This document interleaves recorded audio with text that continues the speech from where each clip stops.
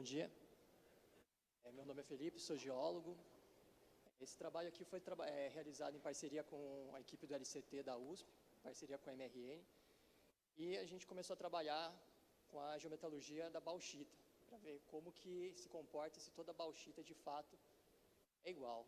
Então, os objetivos, os tópicos que a gente vai conversar são os objetivos, a localização da área, as definições texturais, caracterização geometalúrgica, os modelos que a gente testou para ver se tinha diferença entre um modelo e outro quando a gente aplica a geometalurgia, o comportamento dessa bauxita na planta e as conclusões. Então, o objetivo é avaliar se as texturas bauxíticas são de fato uma variável geometalúrgica significativa ou não e como aplicar essas variáveis no contexto operacional. Então, a localização da área, a gente está localizado no coração da Amazônia, na região de Porto Trombetas. A mineração do Rio do Norte hoje é a maior mina de bauxita do Brasil, tem um ROM estimado de 17,5 milhões de toneladas por ano, uma movimentação de estéreo na casa dos 22 milhões de toneladas, desculpa, 22 milhões de metros cúbicos por ano, um produto de 12,5 milhões de toneladas anual. Então, a primeira coisa que a gente fez foi entender o perfil... Sim? Desculpa, não estou acostumado, é muito Teams e pouco microfone. Então, a gente olhou o perfil de minério. Então, a gente tem a camada de topo, essa AT e OND, que é o estéreo, e a base, a gente tem a bauxita propriamente dito.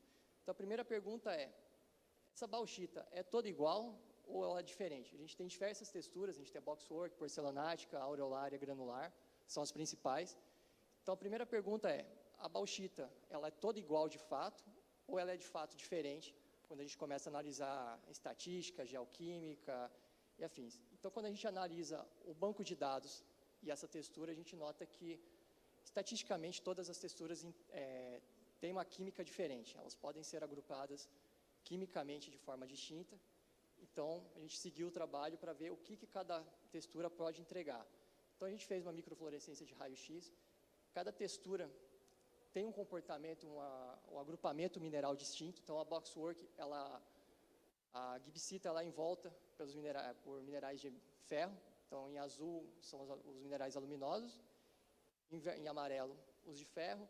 A aureolar, você tem um capeamento de sílica envolvendo a gibsita. A granular são cristais de quartzo, principalmente. E a porcelanática, ela é principalmente associado a uma silicoclusa, que a gente chama, que é uma associação tão íntima entre a gibsita e a caulinita que a dificuldade de você processar e separar um mineral do outro é muito mais significativa do que nas outras texturas. A gente fez uma curva de secagem. Nessa curva a gente consegue observar que cada uma das texturas ela seca de forma distinta. Então, como a gente tem um processo de secagem para venda para alguns clientes, é importante a gente saber qual bauxita vai ser seca, como que é o comportamento para trabalhar com maior ou menor consumo de combustível no processo de secagem. Em relação à tenacidade, a gente fez um teste de abrasão de Bond. Então, cada uma das texturas tem um comportamento distinto na hora do processamento. Então, quanto mais tomba essa bauxita leva, ou na própria britagem, outros processos, escrubagem, por exemplo, também, cada bauxita vai degradar de uma forma distinta. Então, por exemplo, a porcelanática, ela perde em torno de 20% de massa do granulado. O granulado a gente considerou, para esse teste, um material entre 12 e 19 milímetros. Então, cerca de 20% desse material fica numa fração abaixo de 1 milímetro. E a boxwork, por exemplo, ela perde 50% da massa por conta de degradação. Então, quando a gente começa a olhar todo o processo, a gente começa a perder material por conta de degradação da textura. Quando a gente olha a mineralogia, a aureolar, ela perde caulinito, o que é bom, porque a caulinita é o nosso principal contaminante. Então, quanto mais caulinita sai do processo, melhor é o processo. Então, em torno de 19% dos minerais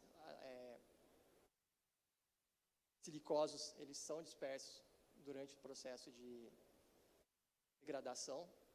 Já a granular, ela perde bastante caulinita, mas a gente vê que, como ela tem muito quartzo, o quartzo acaba se separando e indo para a fração intermediária. O que acontece quando ele se separa é que a gibsita, que é o nosso principal minério, mineral, ele é diluído e a gente acaba perdendo valor por conta dessa degradação. Na boxwork, praticamente todo o ferro vai embora, porque como ele encapsula a glifsita, a primeira coisa que vai é quem está envolvendo o mineral. E a porcelanática, por ser uma sílica oclusa, ela vai bastante sílica embora durante os processos de desbaste, mas a gente perde um pouco também de glifsita, assim, ela é relativamente similar à aureolar. Com base nisso, a gente criou 3 modelos de teste. Então, a gente criou o modelo parental, que é o modelo do corpo de minério, de toda a bauxita, e separou ele. Criou um modelo de domínios, que seria o domínio mais silicoso, mais aluminoso e o mais ferruginoso. O domínio 1 é o aluminoso, o domínio 2 é o mais silicoso e o 3 é o ferruginoso. Criamos um modelo geometalúrgico, com as 4 texturas, e um modelo de setor, que seria basicamente dividido nas principais estruturas da mina. E trabalhando em cima da reconciliação mineral, a gente pegou os últimos 2 anos e meio de lavra, testou os sólidos lavrados em relação ao que chegou na planta. Então, o que a planta indicou é o gabarito e o que o modelo apresentou seria o que a gente gostaria de chegar pela planta. Então, a gente vê que os histogramas, tanto para a alumina, quanto para a sílica, quanto para o ferro, eles são mais fechados para o modelo geometalúrgico. E quando a gente começa a olhar a precisão e a acurácia, o desvio padrão no modelo geometalúrgico, ela é menor. Então, a gente tem um modelo mais preciso quando a gente começa a falar de geometalurgia. Para a acurácia, a gente realizou o MAE. O modelo de domínio e o geometalúrgico, eles são muito similares, assim, ele tem um erro estatístico muito próximo.